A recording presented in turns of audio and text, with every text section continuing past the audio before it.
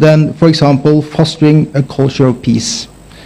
The practical approach towards peace building with extensive consultations in order to ensure local ownership is the strength of this architecture. And it's a really impressive work that you have done in having those consultations. Second, I would also like to highlight inclusion and social cohesions. These are at the heart of the matter, and especially the importance of women's role in peace building, like my colleague from Sweden also highlighted, because effective peace building, or peacekeeping for that matter, can't be done without women and women-led organizations. Women are half of humanity. They bring to the table valuable frontline experience and unique perspectives, something that we simply cannot do without. Women's participation and engagement are important for effective peace building in the long run. And also, I would like to highlight the last point, that we have also been inspired by the review, and especially the meeting we had in New York, because we have taken note of the value of having a very comprehensive approach to peace building and prevention, basically a whole of government approach. In Norway, we don't have a whole of government approach, but rather many different sector approaches. We have one strategy for dealing with organized crime and one for violent extremism, to name a few. So it makes a lot of sense for us to study the report we have and study the process that you have to see if we could also improve our own whole of government approach and also include civil society and all kind of actors that you have done. That is, I must say, that is really impressive. So in conclusion, it has been a pleasure to be part of this peace building architecture review process. No doubt that this needs a long-term perspective, but the approach that Kenya has taken will prove to be important not only for Kenya, but also as a textbook example to draw inspiration from for many other countries. And I think that was one of the really inspiring things, was that we had these meetings in New York, and it was not a hot conflict in a sense. It was actually talking about prevention, and this is something we do very rarely. So this is really, I mean it when I say it's a textbook example. But it goes without saying that in order for the peace-building architecture to succeed in Kenya, there needs to be strong political backing, like we see today, and engagement. So thank you so much, and I wish you good luck.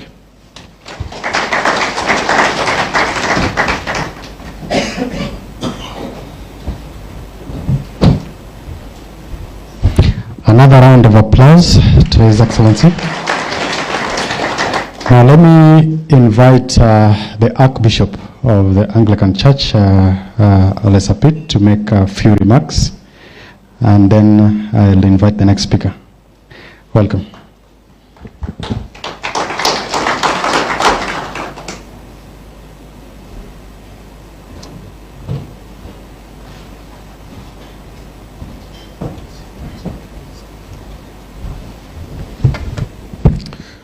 Prime Cabinet Secretary, the Principal Secretaries, Ambassadors, Your Excellencies, General Pande, who led this process, and your team, the Provincial Administration, and all of us. Good morning. We are so delighted today to come here and receive this great architecture for peace building in Kenya, which has been a great effort by a team of eminent persons put together to review and reflect on the Kenyan journey towards peace. The Bible reminds us, and it has not come at about a time like now, when you're about to celebrate Christmas, the birth of Jesus Christ, which the Bible in Isaiah chapter 9 verse 6 predict that a son will be born. His name will be called the Prince of Peace, Wonderful Counselor, the Guide to Life. And as we gather to celebrate in this festive season of the Christian family the birth of the Prince of Peace, it is him who has said to us, "My peace I leave to you." The writer of the letter of Hebrews, chapter 12, verse 14, also remind us as humanity that we have a calling to pursue peace with all men, and that peace which without it none of us can see the Lord. That also demonstrates the way to our Maker is the way of peace. And unless we have that peace, we cannot have a relationship.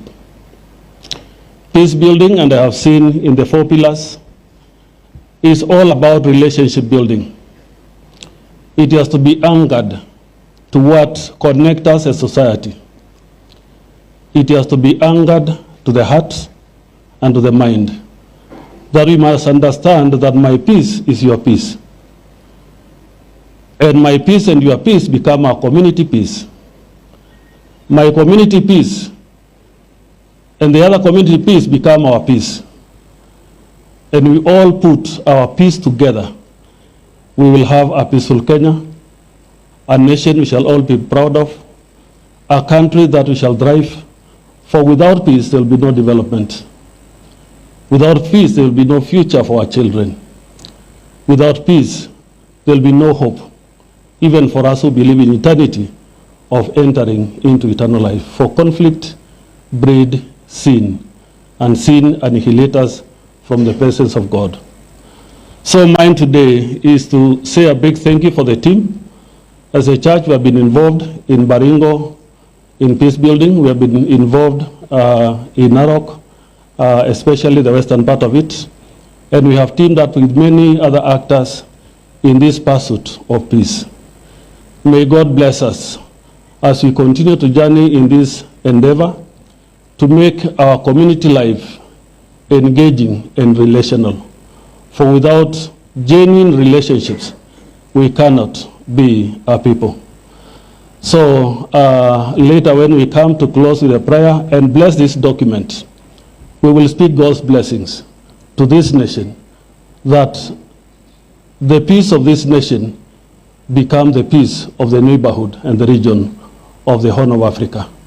And Kenya, let us not lose what God has given us, for we don't know the preciousness of what we have until we lose it. Let us not allow ourselves to lose this. May God bless you.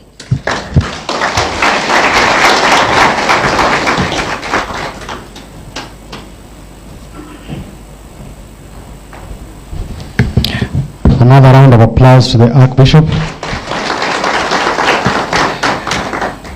Your Excellency, with your permission, allow me to invite Madalena, who is representing the county rep for UNDP, and by extension also the resident coordinator for the UN in Nairobi. Thank you.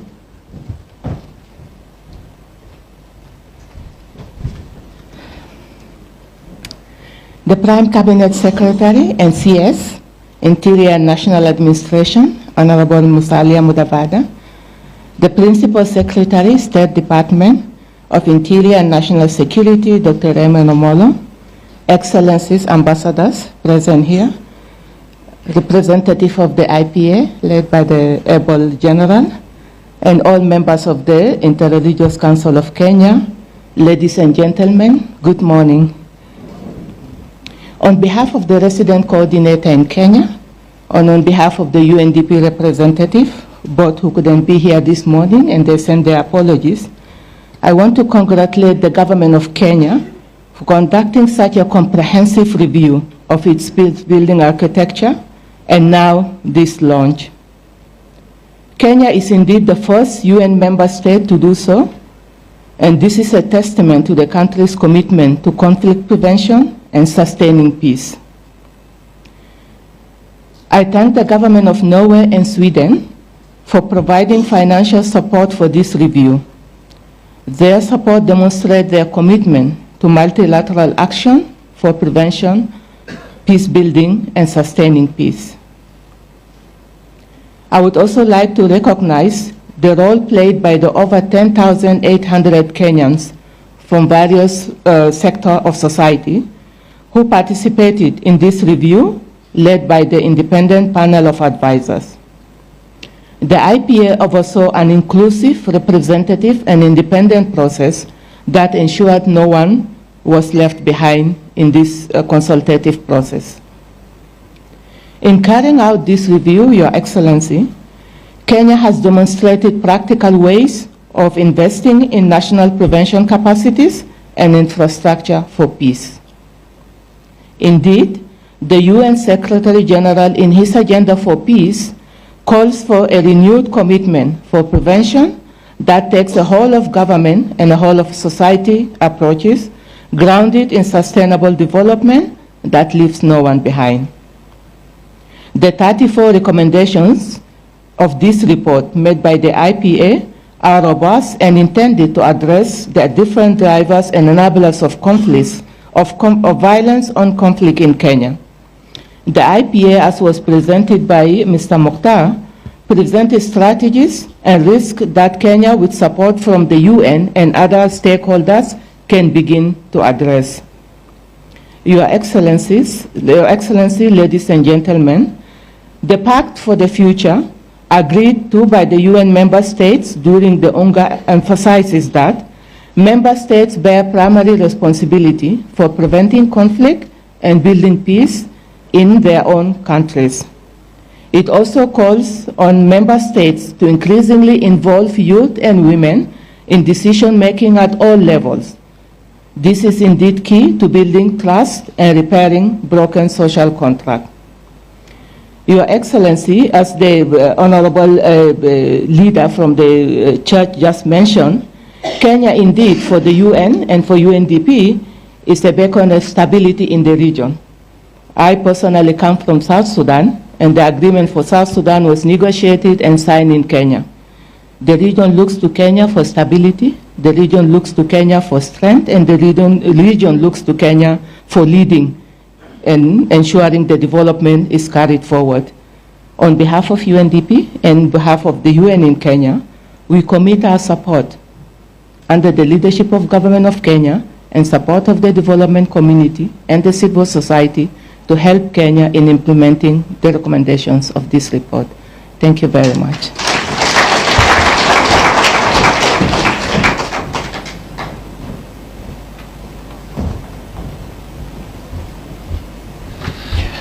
Your Excellency, allow me to make very brief remarks.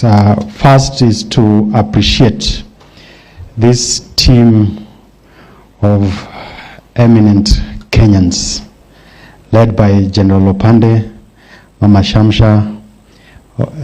Literally, I could go on, and I remember when we began the conversations. First, of course, the decision to appoint these eminent personalities, and then when they went out to engage various communities, and they did a robust assignment. They literally went to every corner of this country. If you look at the raw data, and it went through a lot of iterations.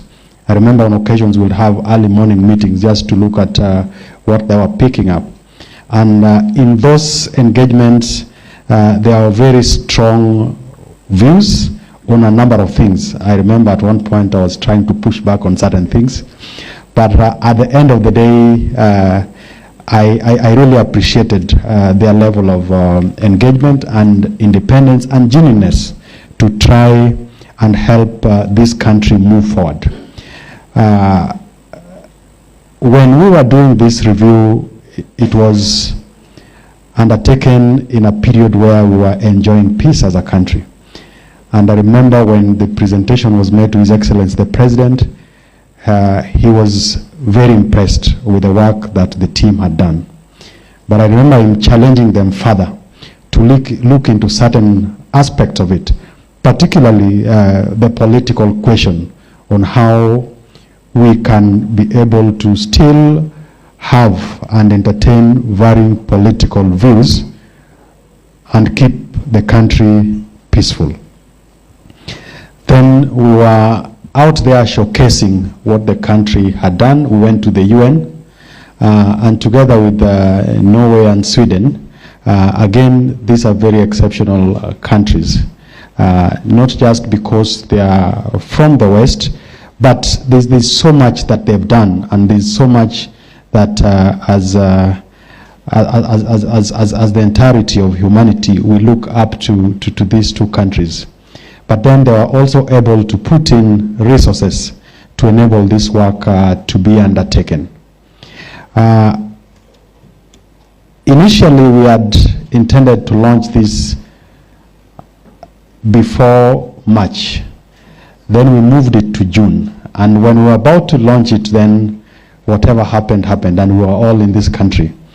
And for me, this just goes to underscore how fragile societies are, and particularly our society.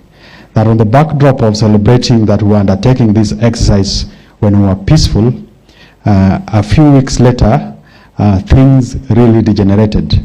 And some of the issues that were being brought up were some of the issues that had been picked up by these eminent Kenyans. And it is my hope that when we look at the 4 broader areas of focus that they are recommending, we'll be able to take them forward. And for me, again, it's a call to the rest of the country that we have a responsibility to jealously guard against our peaceful coexistence, against elements or things that will take away that peaceful coexistence. When this review was happening, of course, it was happening against the backdrop of what had happened in Shakahola. So that ordinarily you think about things that will make a society not peaceful, and religion hardly comes into the picture. But this happened right within our borders. We lost more than 400 Kenyans. We continue to lose Kenyans on account of several conflicts. And lastly, Your Excellency, there are new emerging areas of concern. How well do we utilize technology so that then, instead of getting or maximizing the benefit that technology affords us, we discourage ourselves and Kenyans, and particularly our youth, from utilizing technology in a negative way that then becomes a threat to our peace. Lastly is to appreciate the UN family, particularly the United Nations Development Program and the UN Resident Coordinator's Office for the support and for their ability to work together with us on this journey. And we are looking forward to continuing on that path as we go on in the implementation of this architecture. Ladies and gentlemen, I would want to humbly request that we be upstanding as I invite the Prime Cabinet Secretary and the Cabinet Secretary for Interior and National Administration to speak to us. Karibu. Let's give him a warm round of applause. Thank you. Please be seated.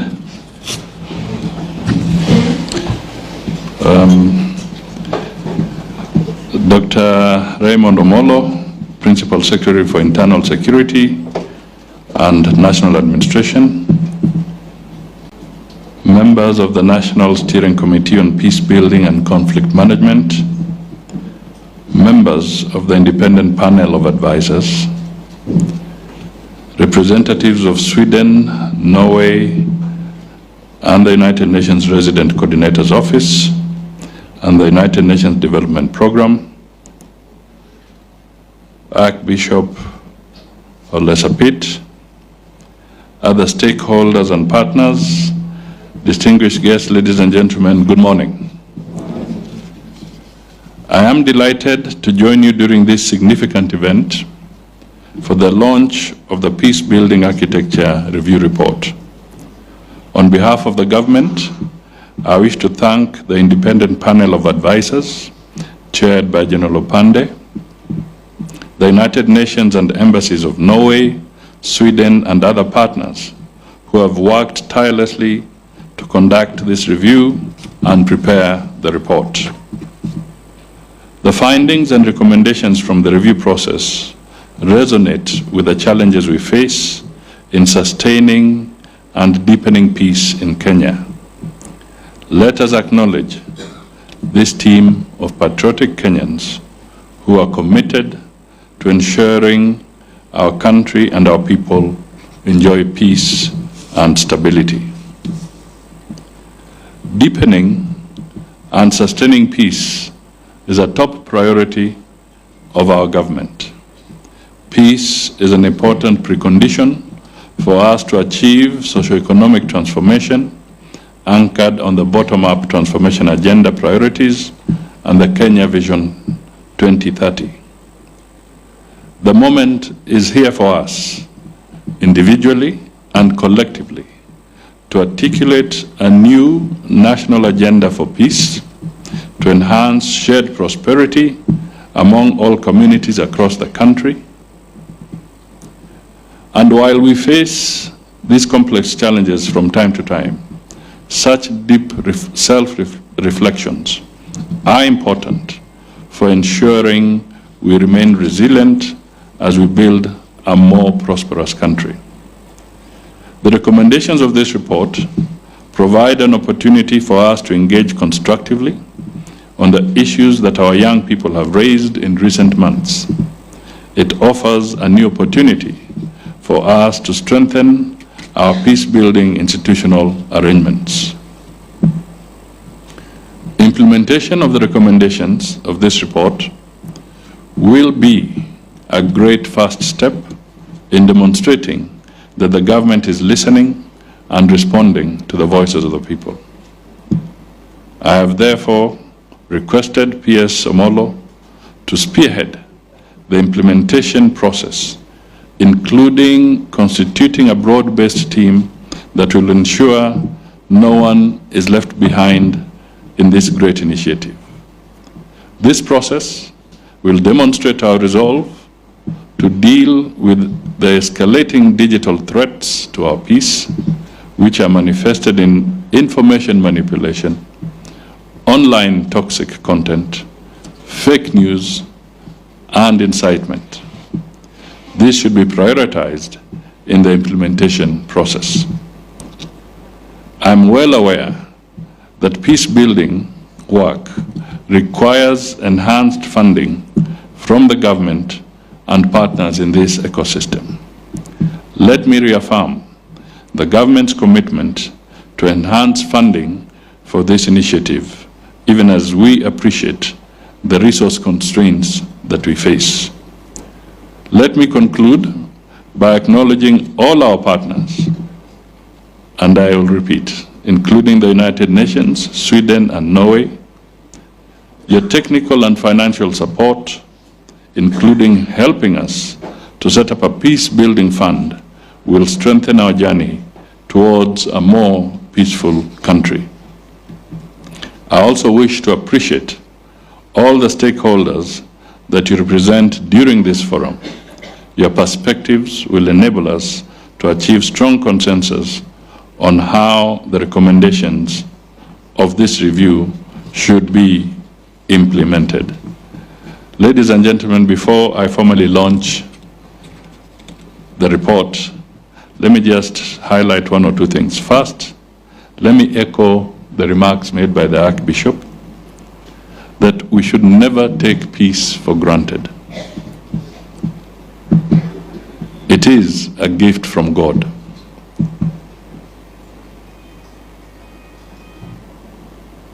I think that peace is eternal. It should never die. And even in a moment of conflict, we may say peace has retreated, but it has not died. Secondly, I would just want to flag what we are all experiencing in different parts of the world following the very prominent global conflicts. We know the Middle East is a melting pot. First, you see the Israel-Gaza issue. Now Syria has rolled in, Lebanon has rolled in. All these challenges have a very serious impact across the globe. There is the Ukraine-Russian conflict, which keeps on threatening to escalate into a very serious confrontation. There are those areas like Afghanistan, as mentioned by the ambassador here. Then we have the African conflicts, which, because communication is not effective, it's not as robust in those other parts, tend to be forgotten. In Sudan, it's indicated that maybe up to 61,000 people have died. Massive displacement. It remains the largest humanitarian crisis globally at this point in time, but it receives very minuscule attention in the media. In Africa, it is estimated that conflicts have forced 100 million children out of school. 100 million. That is 2 Kenyas, if we take an average of 50 million as our population today. So 2 Kenyas are out of school in Africa. What will be the outcome when they are not channeled through an academic process? We then have the serious impact, as highlighted very carefully, on matters of investment, the economy, food security, delivery of health. All these are very challenging times. Then we have the disruption around technology. And Your Excellencies, I don't know, but let me go a little bit old school. Lately, you'll find in diplomatic language, there is now again and again the repeated language, people-to-people contact. It's coming back again. People-to-people conversations. And sometimes just step back and ponder. If you are to have a conversation, how does it feel when your conversation is virtual? What is really your personal experience? Suppose you want to dialogue about peace, but you're doing it virtually. How tangible do you feel it's getting to you? So the virtual aspect of it, the technology, may bring in convenience. It may cut costs, but it can never replace the people-to-people contact. That is why it is important that we must engage and support each other so that we can truly harness the peace that is there. The fake news, I'll give you just one quick example, because it's real and it happens every other day, and we really have to be careful. The Inspector General of Police, I think it was earlier in this week, his deputy is here. They left Nairobi and went to Marsabit because on the social media there was this story that 10 miners had been buried in the mines in Marsabit. They left, they went there physically, and it turned out to be fake news. Nobody had died or been buried in the mines.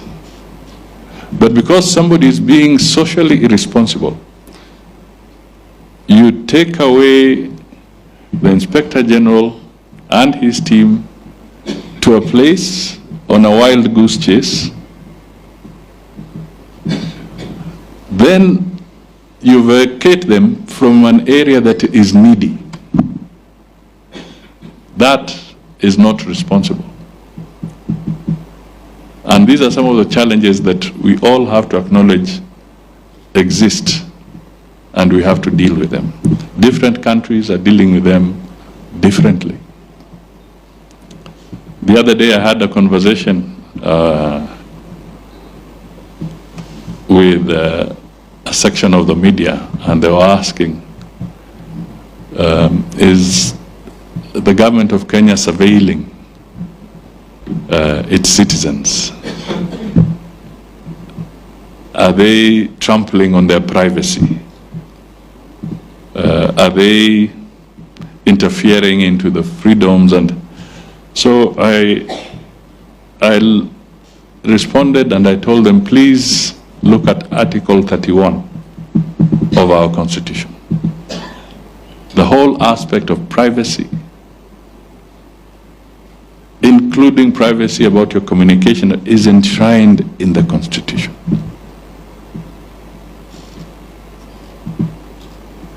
It is enshrined in the Constitution. And our courts, if somebody believes that there was an infringement, nowadays people don't hesitate to take anybody to court. Whether it is from the toppest position in the executive to any position, we all face courts nowadays. So if somebody is really aggrieved, there's an avenue to be able to tackle and address those issues. However, I also asked the person who was raising the question that let us also face it. If you land in Heathrow Airport, if you land in New York, cameras or not? If you landed in Dubai, do we have cameras or don't we? If you went to the airport in Stockholm or in Norway, there are cameras.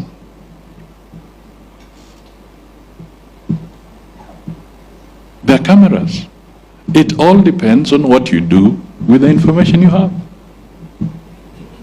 They are there to help in fostering security. Prevention is better than cure.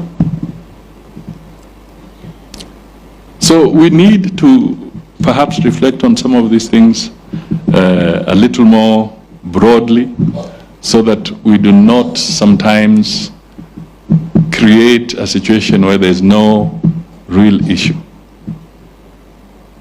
But our Constitution, which is very robust, safeguards the other aspects. But because today we are talking peace, let me just maybe conclude by drawing your attention to the famous statement by an Oriental sage, and it said, "The wise win the war before the fight, while the ignorant fight to win the war." Let us be the wise. Let us dialogue. Let us talk, so that we don't have to fight. That, to me, is a very, very critical message as we wind up the year. And I want to wish you all a very prosperous Christmas and a Happy New Year, the year 2025. So it is now my pleasure and honor to declare the Peacebuilding Architecture Review Report officially launched. Let us move with speed to the implementation phase. God bless you all. Asante sana.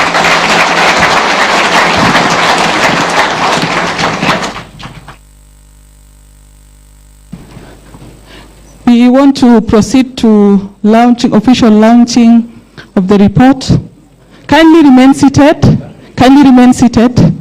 Kindly remain seated because of the live coverage. I'll ask a few people to join in. Kindly remain seated. The photographers on this side, kindly. Are you okay there? kindly.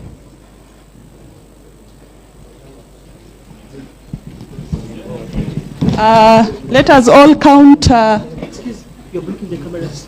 Kindly sit down. Kindly sit down. Everybody sit down. We will share with you. We will share. We will share. In the count of 3, let's all count together.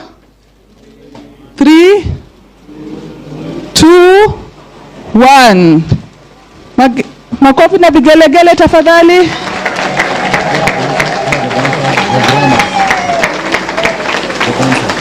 The dancers? Are the dancers here?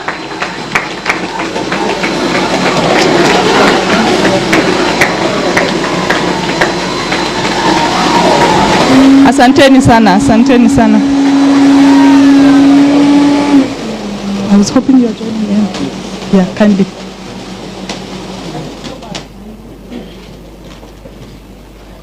Asanteni sana.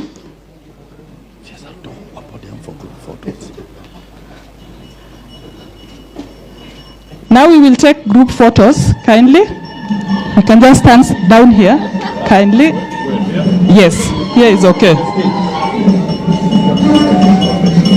On the stage is okay? On the stage? Oh, podium. I will give you a procedure in how you do it. Kindly remain seated. Kindly remain seated. We will have the...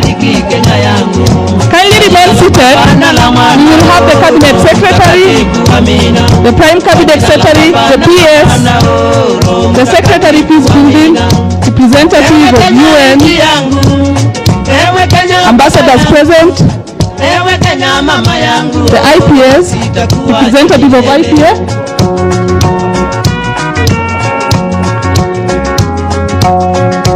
the regional commissioner. Akili zangu nguvu zangu nimeziweka mbele yako.